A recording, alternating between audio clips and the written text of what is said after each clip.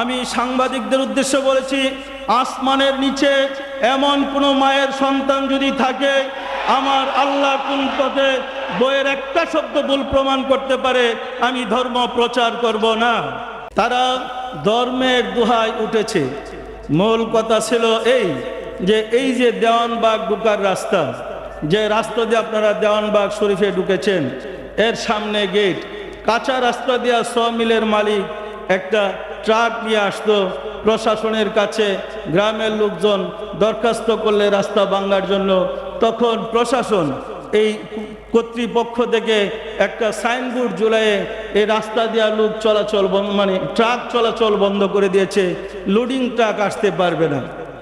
এর অর্থ কি ধর্ম বিকৃত হয়ে গেল? সেই কুচক্রী মহল চক্রান্ত করে বেনামে লিফলেট ছেড়ে মানুষকে উস্কে এসে এখন সম্মেলন বানচাল করে দেবে। এর ফলশ্রুতিতে এই পর্যন্ত ঘটনা গিয়া করেছে। এখানে ধর্মের কোনো কথা ছিল না, এরা জিকির উঠেছে আল্লাহ কোন পথে বইয়ের মধ্যে কোরআন বিরোধী কথাবার্তা লেখা হয়েছে। আসলে বই তো মুসার কোনো কায়দা নেই। এই বইয়ে আপনারা পড়ে দেখেন, অসংখ্য কোরআন এবং হাদিসের দ্বারা প্রতিটা কথা আমি প্রমাণ করেছি। আমি সাংবাদিকদের উদ্দেশ্যে বলেছি, আসমানের নিচে এমন কোনো মায়ের সন্তান যদি থাকে, আমার আল্লাহ কোন পথে বইয়ের একটা শব্দ ভুল প্রমাণ করতে পারে, আমি ধর্ম প্রচার করব না। কুচক্রী মহল বলেছে কোরআন হাদিস বিরোধী। আমি যদি দলিল দিতে পারি, তাহলে কোরআন হাদিস দেওয়া দলিল দিতে পারলে তারা আমার কাছে বায়াত হবে। আফসোস, কোরআন হাদিসের বাহিরে আল্লাহ কোন পথে বইয়ে একটা অক্ষর লেখা হয় নাই। প্রতিটা কথা কোরআন এবং হাদিস দিয়ে লেখা হয়েছে।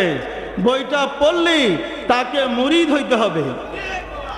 পরিতাপের বিষয়, আমি বলতে চাই কুচক্রীকে আমি মুরিদ করি না। আমি সমাজে শান্তি প্রতিষ্ঠিত করতে চাচ্ছি, উচ্ছৃঙ্খলতা সৃষ্টি করতে চাচ্ছি না।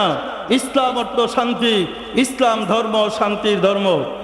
আশেকে রাসূলেরা আপনারা মনে কষ্ট পেয়েছেন?